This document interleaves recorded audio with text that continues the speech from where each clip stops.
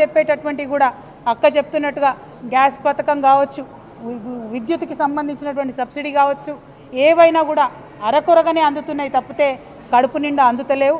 కడుపు నిండా అన్నం పెట్టాలి, కడుపు నిండా ప్రజలకు సంక్షేమ పథకాలు ఇవ్వాలన్నది కేసీఆర్ గారి ఆలోచన అయితే కోతలు ఎట్లా పెట్టాలనేటటువంటిది కాంగ్రెస్ పార్టీ ఆలోచనగా కొనసాగుతున్నది.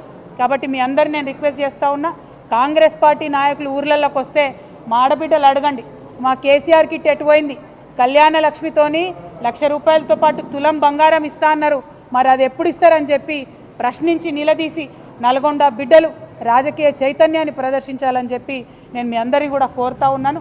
మరి చెప్పుకుంటూ పోతే అనేకం ఉన్నాయి. 10 ఏండ్ల కాలంలో ప్రజల్ని కన్న బిడ్డలుగా చూసుకున్నటువంటి పార్టీ బీఆర్ఎస్ పార్టీ, ప్రజలను ఓటు బ్యాంక్గా వాడుకుంటున్నటువంటి పార్టీ కాంగ్రెస్ పార్టీ. కాబట్టి కాంగ్రెస్ పార్టీ యొక్క వైఖరిని అర్థం చేసుకొని మనకు రావాల్సినటువంటి పనులన్నీ కూడా రాబట్టుకోండి. ఒక బాధ్యత గల ప్రతిపక్షంగా మీ అందరితో పాటు కూడా కలిసి మేము నడుస్తామని మీకు తెలియజేస్తూ మీ అందరి దగ్గర సెలవు తీసుకుంటా ఉన్నాను. ఆ లక్ష్మీ నరసింహస్వామి దయ వల్ల ఉమ్మడి నల్గొండ జిల్లా ప్రజలందరూ కూడా బాగుండాలని చెప్పి మరొకసారి ప్రార్థన చేస్తూ ఉన్నాను. Thank you. జై తెలంగాణ, జై కేసీఆర్.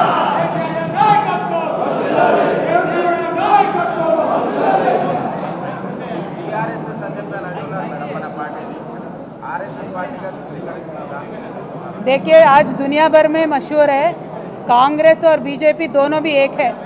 एक पार्टी फेक है तो दूसरा पार्टी डीप फेक है. सब जानते हैं तेलंगाना में कांग्रेस बीजेपी एक है.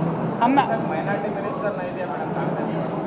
ఈ మినిస్ట్రీలో 18 మంది ఉండేటటువంటి మినిస్టర్లలో ఇక్కడ మైనారిటీ మినిస్టర్ లేరు. అదేవిధంగా ఒక్క లంబాడా కూడా లేనటువంటి ఏకైక తొలి క్యాబినెట్ ఇది. లంబాడా బిడ్డలు ఎప్పుడైనా కూడా మంత్రి పదవులలో ఉన్నారు. మరి ఆ లంబాడా బిడ్డకు అవకాశం ఇవ్వలేదు, మైనారిటీకి మినిస్ట్రీలో అవకాశం ఇవ్వలేదు. కాబట్టే మేము చెప్తా ఉన్నాం, అందరినీ కలుపుకొని వీళ్ళు పోతలేరు, తక్షణమే మైనారిటీస్ని మంత్రివర్గంలోకి తీసుకోవాలి, లంబాడా బిడ్డలకు కూడా అవకాశం కల్పించాలని డిమాండ్ చేస్తూ ఉన్నాం. हम पूछे भाई, जब असेंबली में पूछे हम